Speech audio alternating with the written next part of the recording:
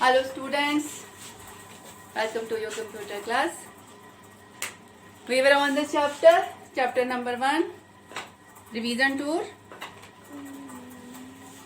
हम लोग टाइपकास्टिंग तक पढ़ चुके थे. Means data type completed, operation evaluating arithmetic and relational operation completed. Now some math functions which is in math library.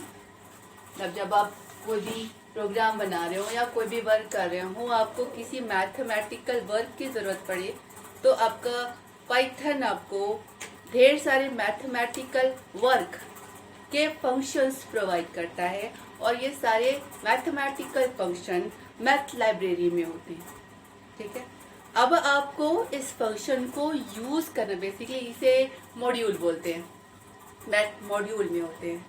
ठीक है, तो इसमें से किसी फंक्शन को यूज करना है तो आपको वो लाइब्रेरी को अपने प्रोग्राम में इंक्लूड करना पड़ेगा. इंक्लूड करने के लिए you should import math. Means आपने इस मॉड्यूल को अपने प्रोग्राम में इंक्लूड कर लिया, इंपोर्ट कर लिया. ठीक है, अब आप जितने फंक्शन इसके अंदर हैं वो सारे फंक्शन अपने प्रोग्राम में यूज कर सकते हैं. देखिए, अगर आप प्रोग्राम नहीं बना रहे हैं, जनरली किसी मैथ फंक्शन का यूज कर रहे हैं, तो भी आप अपने इंटरप्रेटर पर, दिस इज योर इंटरप्रेटर, आपने लिखा इंपोर्ट मैथ लिखा. अब ये लाइब्रेरी इंक्लूडेड हो गई. अब आप इसी कमांड प्रॉम्प्ट पर, इसी इंटरप्रेटर पर डायरेक्टली किसी भी फंक्शन का यूज कर सकते हैं. Means you are not making the program, directly using the function. एक ये लाइन लिखी, लाइब्रेरी इंक्लूडेड, अब इसके फंक्शन का आप यूज कर रहे हैं. ठीक है, तो अब पहले देखते हैं कि आखिर फंक्शन कितने होते हैं, कौन कौन से फंक्शन हैं इसमें. पहला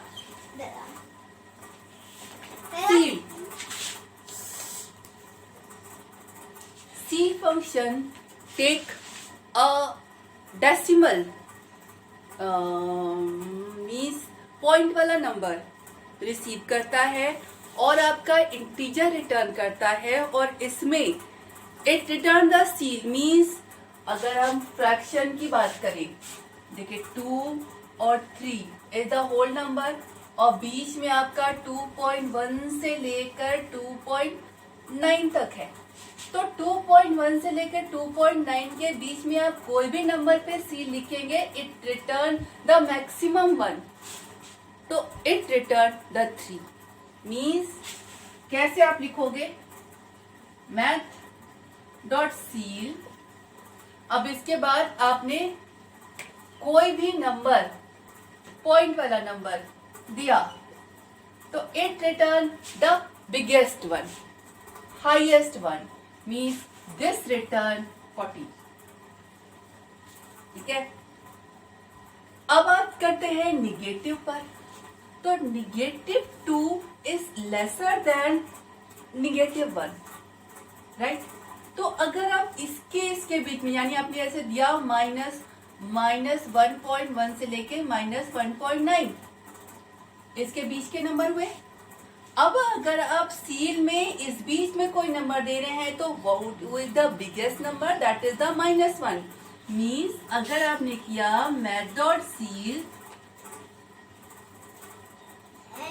-1.9 भी किया तो it return -1.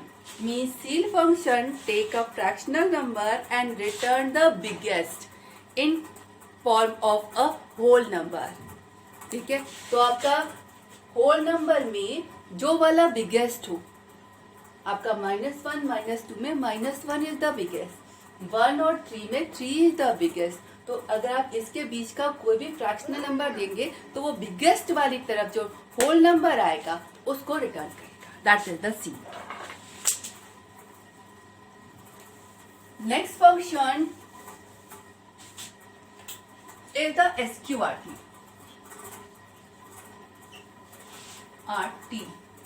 SQRT return the square root of the number means it receive a number and return the square root of the number means जैसे मान लीजिए आपने लिखा math dot sqrt 25, it returned 5.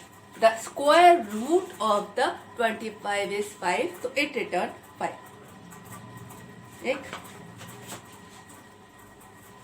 Now exp, the third function is the exp means exponential.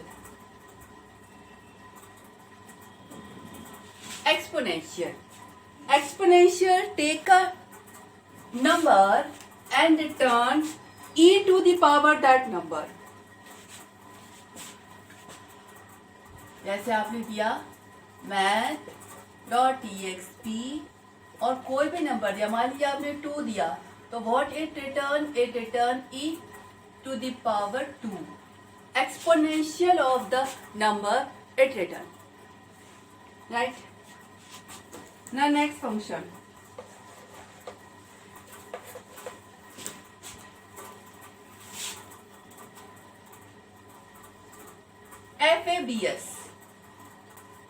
FABS number perhaps return the absolute number. Absolute number क्या होता है? A positive number.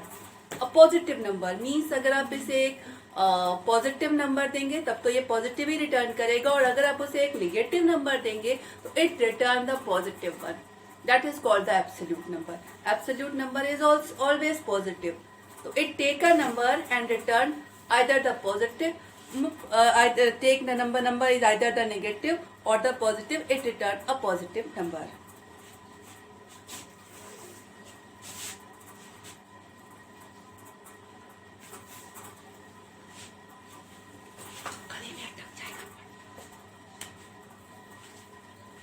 Okay. The next function is the floor. Floor is the reverse of the seal. Seal function एक point वाला number लेता है और return करता है बिगेस्ट की तरफ, और फ्लोर फंक्शन पॉइंट वाला नंबर लेगा और रिटर्न करेगा स्मॉलेस्ट की तरफ. फॉर एग्जाम्पल जैसे आपने लिखा 7 और 8, इनके बीच का नंबर 7.1 से लेकर 7.9. राइट. अब अगर हम सील फंक्शन लें 7.1 से लेकर 7.9 के बीच का कोई भी नंबर, तो सील फंक्शन 8 रिटर्न करेगा और फ्लोर फंक्शन 7 रिटर्न करेगा. बिगेस्ट वाला सील रिटर्न करेगा, स्मॉलेस्ट वाला मतलब आपका एक फ्रैक्शनल नंबर है तो उसका होल नंबर रिटर्न होना है, तो biggest whole number ceil return करेगा और smallest whole number floor return करेगा. Reverse with the negative one, जैसे आपका -3 है और -2 है. -2 is the biggest, -3 is the smallest. आपका -3.9 से लेकर इट्स अ -2.9 टू -2.1. ये -2 और -3 के बीच के नंबर हैं. अब अगर इसके बीच का कोई भी नंबर लेकर आपने सील किया तो ये -2 रिटर्न करेगा, फ्लोर किया तो -3 रिटर्न करेगा. Mean it return the biggest one, it return the smallest, not whole number. ठीक है. Power take 2 number and return first number to the power second number. Means अगर आपने लिखा math dot power 3 2, what it return? It return 3 to the power 2 means 9. It return 9.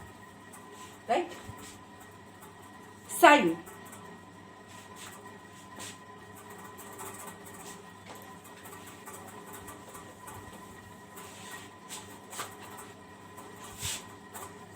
ऐसा ही है sign और cos.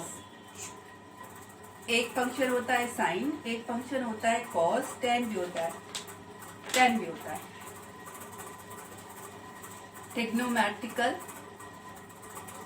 Function. ठीक है. All the three function take a number, it return the sign of that number, it return the cos of that number, and it return the tan of the number. ठीक है. Now degree.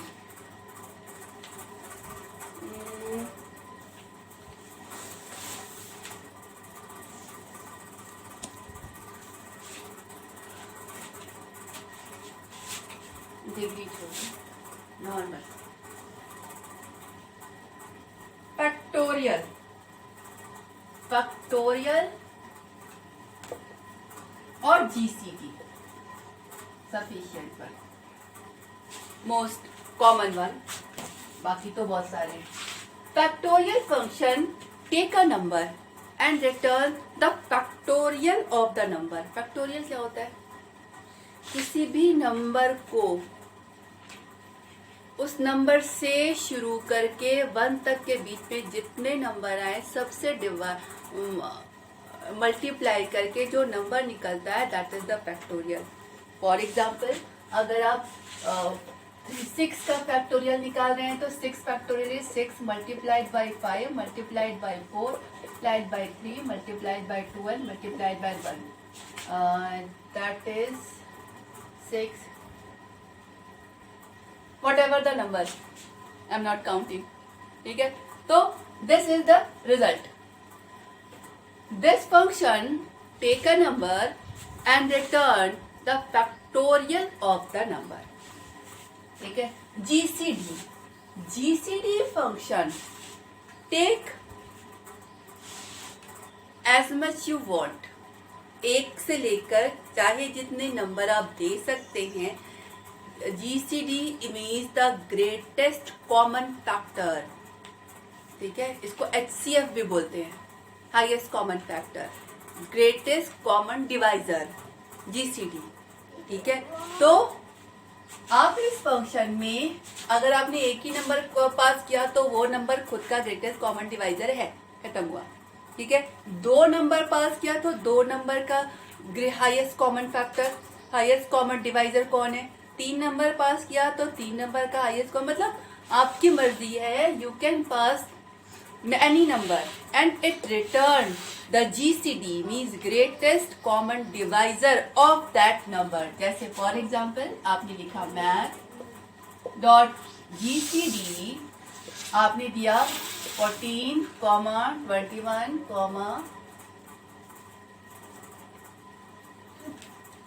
28.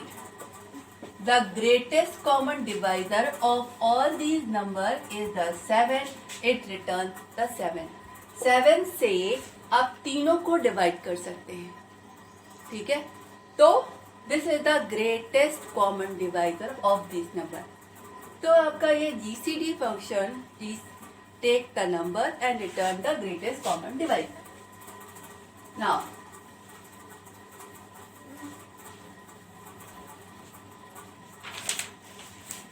sufficient one. Now the statement flow control. The next topic is the statement flow control. Compound statement.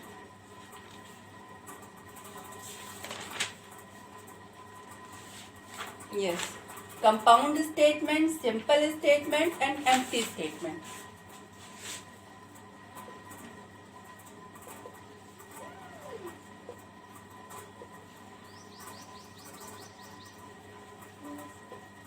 तीन होते हैं.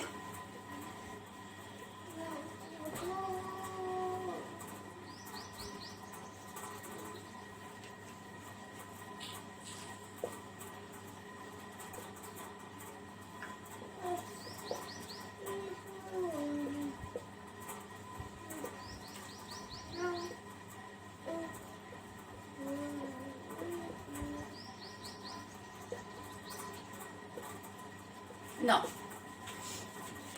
What is the statement. Statement क्या होता है कि आपने कोई प्रोग्राम लिखा, उस प्रोग्राम की एक लाइन एक स्टेटमेंट होती है. ठीक है. आपका expression any valid combination of atom and operator, और may be a single expression और may be more than one expression मिलाकर एक स्टेटमेंट कहता बनता है। ठीक है, one statement is a line which is executed by the Python interpreter. ठीक है, अब ये जो एक स्टेटमेंट है वो आपका सिंपल स्टेटमेंट, सिंगल स्टेटमेंट भी हो सकता है, कंपाउंड स्टेटमेंट भी हो सकता है, एम्प्टी स्टेटमेंट भी हो सकता है। तीनों में अंतर क्या है मैं ये बताती हूँ। ठीक है, अब पहले सिंपल लेते हैं फिर कंपाउंड लेंगे। सिंपल स्टेटमेंट क्या होता है? Which is single line. Single line statement is the simple statement. जैसे मान लीजिए आपका प्रोग्राम है, 2 नंबर रीड किया, सम प्रिंट किया, तो पहला नंबर लिया a is equal to input enter number, फिर दूसरा नंबर रीड किया input enter number,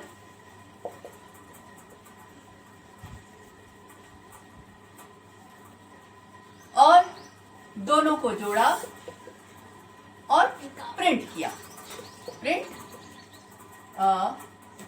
C is equal to c. मैं बहुत ज्यादा नहीं लिखी हूँ, simple statement, 1 by 1। Simple statement means 1 line statement, मतलब वो लाइन एग्जीक्यूट हुई और उसके बाद वो अपने आप अगली वाली लाइन में चला जाएगा बिना किसी कंडीशन के या बिना किसी 1 by 1 which statement belong to only one line, that is the simple statement। ठीक है, अब आते हैं जैसे ये all 4 are the simple statement। ये वाली लाइन चली, उसके बाद दूसरी चलेगी, उसके बाद तीसरी चलेगी, हर लाइन अपने आप में पूरी की पूरी एक कंप्लीट है। Compound statement. कंपाउंड स्टेटमेंट क्या होता है? Compound statement basically a group of statement. अब यहाँ पर एक चीज याद रखिएगा, कंपाउंड स्टेटमेंट आपको मैंने ब्लॉक पढ़ाए थे। ठीक है, mainly compound statement belongs to a block, और आपका ब्लॉक मीन्स द ग्रुप। आपका वो स्टेटमेंट ढेर सारे स्टेटमेंट के ग्रुप से मिलकर बना होता है। ठीक है, जैसे कंपाउंड स्टेटमेंट में आपका आता है इफ, आपने लिखा इफ कोई भी कंडीशन। अब यहाँ पे याद रखिएगा, all compound statement the end one is always a colon, which denote कि अब इसके बाद ब्लॉक शुरू होने जा रहा है और जितनी लाइनें टैब स्पेस छोड़कर आ रही हैं वो सारी के सारी इसी स्टेटमेंट का पार्ट है, यानी इसी के ब्लॉक का पार्ट है। ठीक है, आपका कंपाउंड स्टेटमेंट इफ हो सकता है, कंपाउंड स्टेटमेंट लूप हो सकता है, while condition always end with a colon. जितने भी कंपाउंड स्टेटमेंट होते हैं they are the group of statement and the first statement is always a colon, और उसके बाद जितनी लाइनें उस ग्रुप का पार्ट है वो सारी की सारी एक टैब छोड़कर सेम टैब स्पेस से होंगी। They are called the block. अब इसमें हम लिखें, जैसे मान लीजिए 2 नंबर रीड किया और हमें बताना है कि कौन सा बड़ा है। पहला बड़ा है तो पहले वाले को प्रिंट करना है, तो हमने लिखा if a is greater than b colon print a is biggest, is biggest। अभी मैं एक ही लाइन लिख रही हूँ, मैं और भी कुछ लाइनें आप साथ में लिख सकते हैं विद सेम टैब स्पेस। ठीक है, और प्रिंट बाय। अब देखिए ये सिंपल स्टेटमेंट है, ये सिंपल स्टेटमेंट है, पर this is the compound statement. First statement के बाद आपका कोलन है, मीन्स इसके बाद आपका ब्लॉक शुरू हो रहा है। सेम टैब, एक टैब स्पेस के बाद जितनी लाइनें होंगी वो सारी की सारी इस ब्लॉक का पार्ट है। ठीक है, अब अगर ये कंडीशन ट्रू होती है तो वो सारे के सारे ब्लॉक चलेंगे, अगर ये कंडीशन फॉल्स होती है तो वो सारा ब्लॉक, मतलब ब्लॉक चलेगा तो पूरा चलेगा, आधा नहीं चलता। अगर आपने ब्रेक नहीं डाला है तो की बात कर रहे हैं, मीन्स अगर ब्रेक डाला तब तो वो ब्लॉक ब्रेक करने के लिए होता है, अदरवाइज अगर आपने ब्रेक नहीं डाला है तो अगर ये कंडीशन ट्रू है तो पूरा का पूरा ब्लॉक चलेगा, अगर ये कंडीशन फॉल्स है तो उस ब्लॉक की एक भी नहीं लाइन नहीं चलेगी। तो compound statement is a group of blocks, group of statement, one block, ठीक है। Means group of statement is called the compound statement, always end with the colon. Now the third one is the empty statement. Empty statement क्या होते हैं कि जब हमें कोई ऐसी सिचुएशन आती है जहां पर हमें कोई स्टेटमेंट तो चाहिए, ठीक है, मतलब हमें लेकिन वहां पे हमें कोई काम नहीं कराना पड़ता, मगर हमें एक स्टेटमेंट चाहिए होता है तभी वो आगे बढ़ पाता है, ठीक है। तो वहां पर हम एम्प्टी स्टेटमेंट यूज करते हैं। एम्प्टी स्टेटमेंट में केवल एक स्टेटमेंट होता है, दैट इज द पास, ठीक। अब मान लीजिए हम ये चाहते हैं कि इफ ये हो तब कुछ नहीं हो, अगर नहीं हो तो ये लाइन जाए। तो अगर हमने ये लिखा, मान लीजिए यही लिखा, इसी पे हम कर रहे हैं, अगर ए बड़ा है तब कुछ भी नहीं हो, और अगर छोटा है तो ये प्रिंट हो जाए, प्रिंट बी इज बिगेस्ट।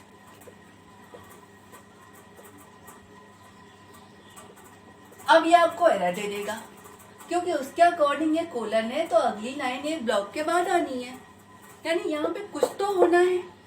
आपको कुछ नहीं कराना है, आप बड़ा है तो है, हमें तो छोटे वाले से ही काम कराना है, छोटा वाला हो तो ये सारे काम होने हैं, बड़ा हो तो कुछ नहीं कराना है, ऐसा कुछ चाहिए बस। लेकिन अगर आपने ऐसे ही लिखा तो वो आपको एरर दे देगा, मतलब यहाँ पर उसे एक टैब स्पेस के बाद एक लाइन तो चाहिए ही चाहिए, आपको कुछ कराना नहीं है, तो यहाँ पर आप लिख सकते हैं बस।